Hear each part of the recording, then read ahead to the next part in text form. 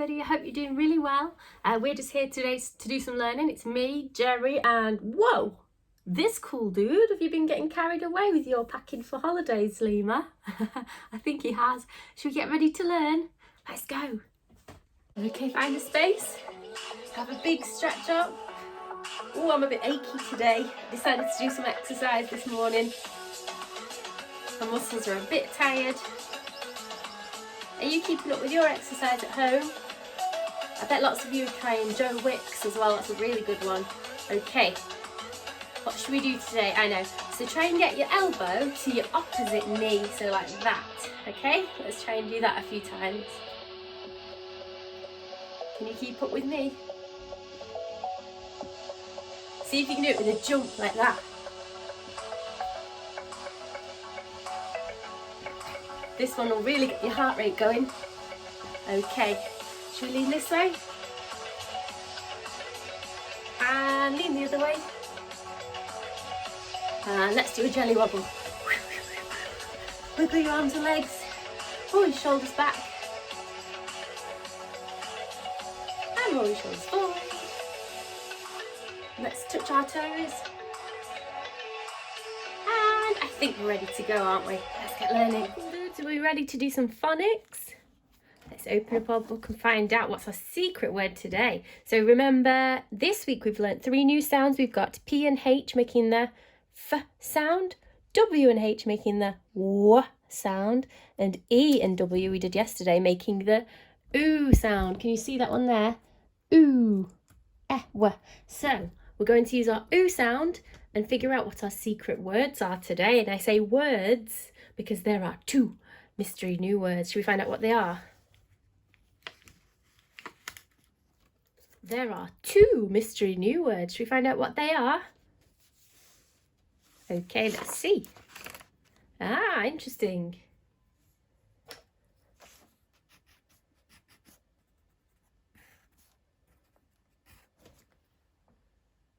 Okay, so the first one is ch, oo, I, ng. Chew. First of all, we've got chew there. If we chop it into 2 pieces, chew. And then we've got ing. Chew and ing make chewing. And the next one is not a normal word, but it's a name of a Pokemon. I know on your on our lovely class Zoom, I saw a lot of you have been drawing some Pokemon at home. So I thought I'd find a new one with this oo sound in it. So you might see Mew. It's like a little cat. I'm not very good at drawing the Pokemon, but it's something like this with like a long tail. Mew, and it's in a bubble. So Mew has the oo sound as well. We've got chewing and mew. Should we find out what our sound for today is? The sound for today is O and E making the O sound. Those 2 make a digraph together that makes O. And the way we remember this is with potatoes and tomatoes. I'll show you in a moment what that looks like. Oh, there, I'm going to write potatoes and tomatoes. Some people say tomatoes if they're from somewhere like America. Potatoes and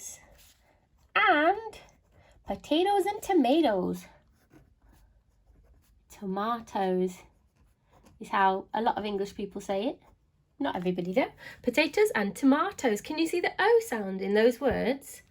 Let's underline it so we don't forget. There's one and there's one. It usually comes towards the end of a word.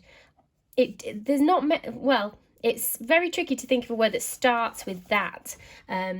Some words do, but it doesn't really make the O sound. So it usually comes towards the end, and it's often in O's sounds like tomatoes, potatoes, and even in fact, what do you have at the end of your feet? You've got toes, which is in both of these words. Toes, toes, there we go. I'm going to write some words down here now with the O sound in, and let's see if we can read them. Here are our O words today. We've got D-O. Spells dough. You might have heard a song from a while ago from a film called Sound of Music, The Sound of Music I should say, where it goes doe, a deer, a female deer, ray, a drop of golden sun, like that. So doe is what you call a female or a girl deer. Female is the science word for girl. Next one we've got t-o-s. Toes. There's some wiggly toes. Can you wiggle your toes? fantastic. Can you read this one now? So I might need to chop this one up actually. I'll chop it into little pieces. So we've got D, O, M, dom, I, N, O's. Dom, in, O's. What do you think it is? It's got 3 syllables, dominoes, like that, and it spells dominoes. If you've seen this game before, played with little tiles, it's a number game. That's a really fun one if you've got it at home. That's how you spell dominoes. And last but not least, I bet you all know lots of these. Heroes, heroes, superheroes. So here are 4 different words where O is in the word. Can you see it usually comes either in the middle or the end of a word? So if I was writing toe, O, like that, it would be at the end. I can't really think of any O words that start with that sound because it's a very unusual sound to start with. So if you're thinking of an O sound at the end of a word, try this spelling. It might sometimes work. Potatoes, tomatoes, toe, toes, heroes, dominoes, and dough. Can you write a sentence using as many of these as you can? So you could write, for example, I'll just write mine up here to save some space. The dough's toes looked like potatoes. So the dough's toes, the dough, and because it belongs to the dough, we put an apostrophe there. Do more of that in year 2, but it's good to know little bits about it now. The dough's toes look, this kind of, oops, I've ripped the page a bit there. Like, Ike. Did I say tomatoes or potatoes? I'll go for potatoes because it's funny. Potatoes. Full stop. Potatoes. The dough's toes look like potatoes. Okay, I'd love to hear about your sentences if you managed to do some. There's your challenge. Good luck with it. So for maths today, let's warm up by counting again. So let's get the help of Jerry. Woohoo! And what should we do today, Jerry? Should we do 2s, 5s or 10s? 10s. Okay, so Jerry, if you count and then the children at home can join in with you, that sounds like a good idea, doesn't it? So do you want to get started? So start from 0 and then count up in 10s. Okay, 0, 10, 20, 30, 40, 50, 60, 70, 80, 90, 100. And you know what comes next? 110. Woohoo! Nice one there, Jerry. That was some fantastic counting. Did you join in at home? Well done. Should we try it even speedier, doing 10s again? Remember, if you find this wobbly, just get your 100 square. I'll get mine here. And Jerry, can you show us where we need to look when we're counting in 10s? It's just down that column at the end, isn't it? So if you've got this one coloured in, that's the numbers we're going to say when we count in 10s. Are you ready to try it again? Speedy quick. Okay. 3, 2, 1, go. 0, 10, 20, 30, 40, 50, 60, 70, 80, 90, 100, 110. Well done, Jerry. That's fantastic.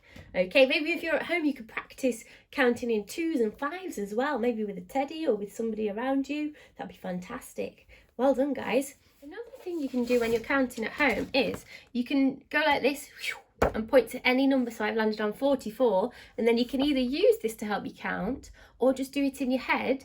Count on as far as you can, starting from 44. This is a really good brain training exercise because usually we start from 1 or from 0, but if you pick another number to start counting from, it can get really tricky. So for example, if I start from 44, if I don't look, so I need to know 44, 45, 46, 47, 48, 49, 50, 51, 52, 53, and just keep counting like that. You can pause the video and have a try at that with a few numbers if you want to. That will really help your understanding of number and help your brain grow even smarter. Okay, so what we're going to do today is we're going to use some Play-Doh. I hope you still got some. If you haven't got Play-Doh, you can use other things. You can use maybe like berries or pieces of an orange, or you could use rice, anything you've got at home that's countable, or even cereal. Cereal can be good. I'm going to use Play-Doh today just because I've got it handy. So what we're going to think about is how many different ways we can make a certain number. So say if our number was 12, going to write 12 in a circle like that. And I'm just going to show you what I mean by make it in different ways. So, for example, we can make 12 in ones like this, can't we? 1, 2, 3, 4, 5, 6, 7, 8, 9, 10, 11, 12. We're getting to grips with 12 as a number. Do you remember when we did this last time, we turned it into a 10 as well? So you lined up 10. 1, 2, 3, 4, 5, 6, 7, 8, 9, 10. So we could also say 12 is made up of 1 10 and how many ones? 2 ones, because if we turned that into a 10 stick, that would still work, wouldn't it? So on my page, I know that 12, I'm actually going to draw a picture for this one. I know it can be 1 10 and 2 ones. That's one way to make 12. Another way to make 12 is just by doing 12 ones. 1, 2, 3, 4, 5, 6, 7, 8, 9, 10, 11, 12, like that. And here we can start thinking about some other calculations. So I know I've got 12 here. Let's just count them again to make sure. So we've got 1, 2, 3, 4, 5, 6, 7, 8, 9, 10, 11, 12 little pieces. That's 12 as a number, isn't it? But we can also make 12 by putting them into different groups. So if I move 3 to that side, I know this plus this equals 12. So let's count it up. We've got 1, 2, 3, 4, 5, 6, 7, 8, 9. Got 9 there. I'm just going to write it on a little piece of paper actually, just to help us see. So I've got 9 here. And, oops. What have I got here? 1, 2, 3. 9 and 3. And then I'll just put a plus sign in the middle because we're adding them. So we can also make 12 by doing 9 plus 3. So I'll add that onto my little diagram here. I'm going to say 12 is the same as 9 plus 3. What other way can we split 12 up? So if I take these away, instead of having 3 on this side, maybe I'll put 4 on that side instead. So this one's now 4. What have we got here? 1, 2, 3, 4, 5, 6, 7, 8. Yeah, it's 1 less than 9 because we've moved 1 over to there. So 8 plus 4 is 12. I'll add that to my picture as well. I've just dropped my pencil, so I'm just going to do it with pen. 8 plus 4. You could also, this is quite a fun one. I think you'll like this. We've done this before, so you can say 1 plus 1 plus 1 plus 1 plus 1 plus 1 plus 1 plus 1 plus 1 plus 1 plus 1 plus 1 equals 12. Phew-wee! So I'd have to write 1 plus 1 plus 1 about 12 times. Well, definitely 12 times. 1 plus 1 plus 1. 4, 5, 6, 7, 8, 9, 10, 11, 12. That equals 12, doesn't it? That's quite a funny calculation, all the ones. You could also count in twos and do the same. So you could do 2 plus 2 plus 2 plus 2 plus 2 plus 2 equals 12. Can you see I'm using the same total, but I'm just jumbling it up in different ways to make that number in all the different ways as we can. That's called fluency. That's being able to understand that a number can be split into different ways and moulded, a bit like Play-Doh actually. So once we get to understand that numbers are made up of other values put together, it really helps us solve problems. I'd like you to have a go at this one until you're confident with 12, and then I'll put a few other challenges for you to try underneath. So I'll start you off on ones and then you can get going on your own. Yeah, okay. We've got 20, 10, 15 and 32, and then on fire at the bottom. If you manage to do all of those in like this, you could try 100. That'll take a long time to make with Play-Doh, but you can do it, or you could even use dots if that's easier, drawing dots. So for example, what I would do is I'd make sure you have enough space for each number. I've done mine a bit too close together, so maybe if you do it more like this and use about half a page to write the number in the middle and then draw around it, because this is going to get too squishy. So I know 20 just off the top of my head. I'm going to use my number bonds, and I know that 10 plus 10 equals 20. I also know that 20 plus nothing is 20, like that. And I also know I can draw a picture because 20 has 2 10s and no 1s. I could also draw 20 in just ones like we did with 12. I'll try and do that speedy quick. 1, 2, 3, 4, 5, 6, 7, 8, 9, 10, 11, 12, 13, 14, 15, 16, 17, 18, 19, 20.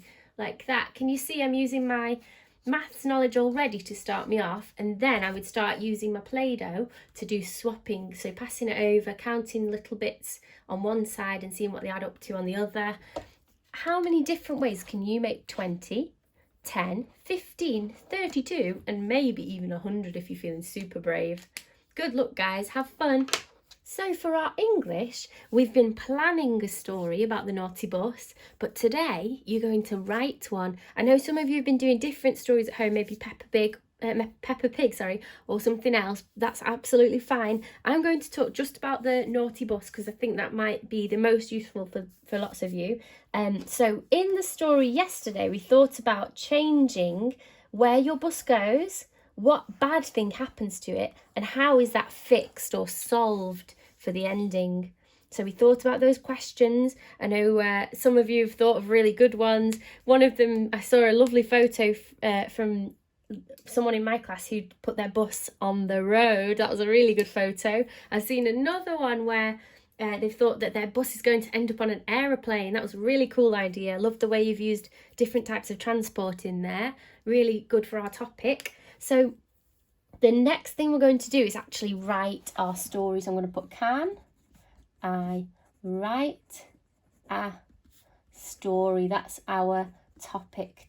Sorry, not our topic, our challenge for today. So we need to remember we've got these things. We've got capital letters, full stops, finger spaces, and it needs to make sense, okay? So if you've got all 4 of those things in every sentence, your story is going to be fabulous. So use your talking that you did yesterday to try and do this. So try and do the build up, the problem and the solution, okay? So I've just added a bit more detail to my plan on here. I know you've already spoken about yours yesterday, but on mine I've decided that my build up is that he goes to the garden, and then the problem is that he gets stuck in quicksand. And then the solution is that he's saved by a bird who flies down and scoops him up to save him from the sand. And the ending is that they're just going to go home and go to bed after a long, tiring day. Oh, that was a 2A sentence, long, tiring day. So you could start your sentence like this. Your story, sorry. You could say, so this opening is where somebody gets a gift. So I'm going to do an exclamation sentence. Say, what a lovely gift. What a lovely gift. It was a little, there's an adjective, comma, red bus. What a lovely gift. Exclamation mark. It was a little red bus. That's a really good sentence, 2 sentences there, because we've got our capital letters there and there. We've got full stop and an exclamation mark. We've got finger spaces, and it makes sense, doesn't it? So what a lovely gift. It was a little red bus. One day,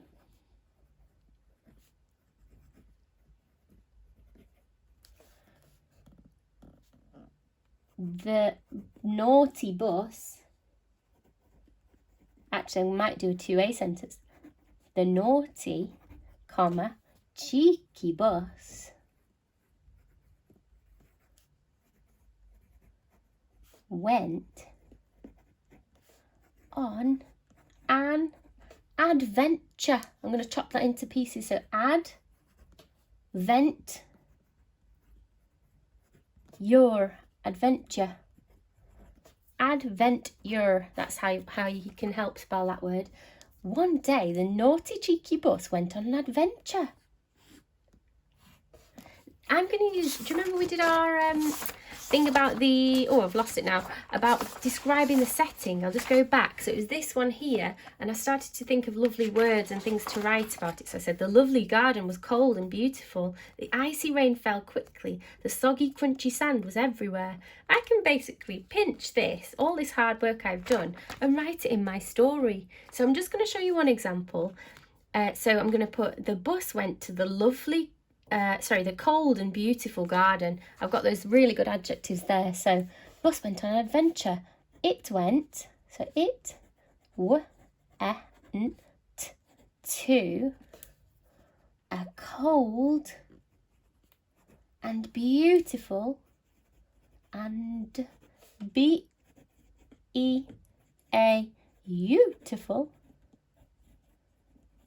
garden.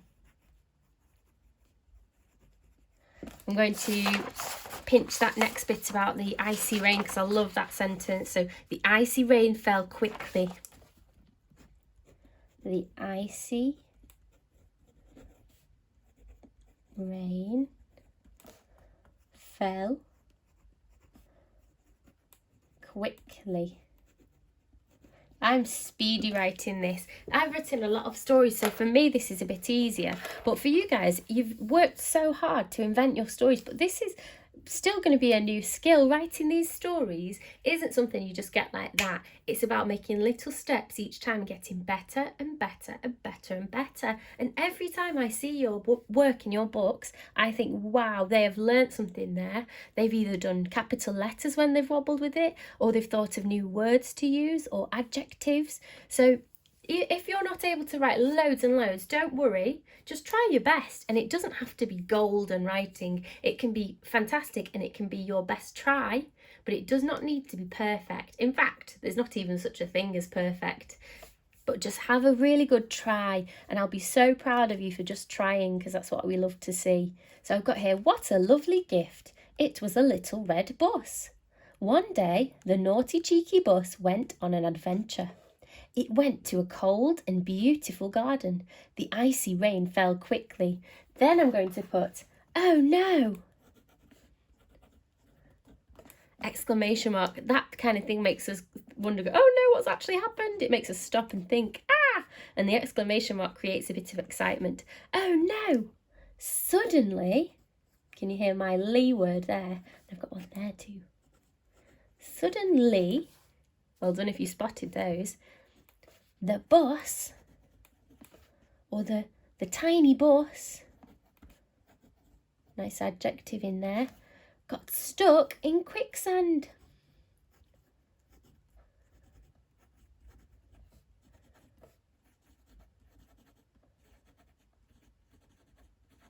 Whoa! Suddenly the tiny bus got stuck in quicksand. Oh, you're going to like this word. Luckily, that means when if you're lucky. So luckily, a bird saved it.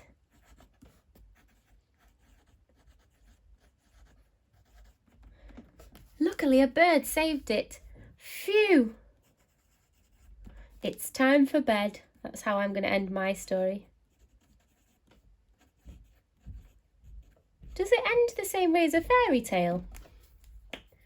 No, it doesn't, does it? I'll show you on here. It doesn't end the same way as a fairy tale. They usually end with, and they all lived happily ever after.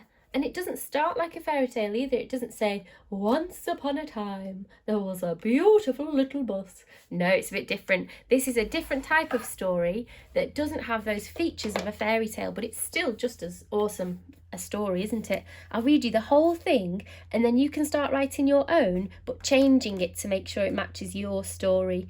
Just make sure you've got all of these ingredients, okay? What a lovely gift. I'm going to do that thing we like to do as well, you know, when we do our punctuation, so you can join in at home. What a lovely gift. It was a little, red bus. So we click for a comma, we clap for a full stop. One day, the naughty, cheeky bus went on an adventure. It went to a cold and beautiful garden. Nearly clicked then. The icy rain fell quickly. Oh no! Suddenly, the tiny bus got stuck in quicksand. Luckily, a bird saved it. Phew! It's time for bed. Well done if you managed to join in with all of that. I hope that helps you write your own story, and I'd love to see it if you manage to write one. You don't have to do it in one go. You can have a little bit and a rest and a little bit and a rest, and that's absolutely fine. We all like to work in different ways, but I would like to see everyone having a go at writing a full story and trying your best, okay? Good luck, guys. So for today's topic, what I'd like you to try and do is try and find some music that you like.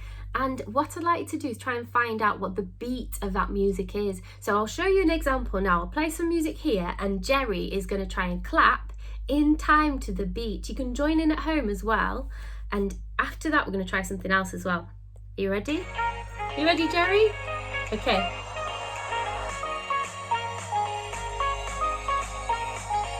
Can you try and clap as well?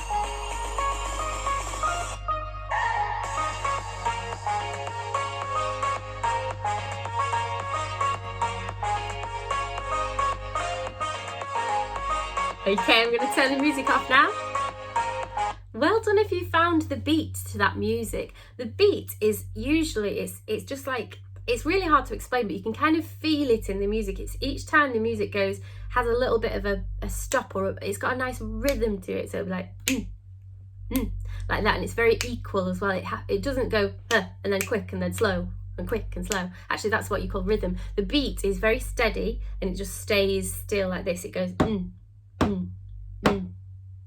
So try and listen to a few different songs if you've got them and try and find the beat in that.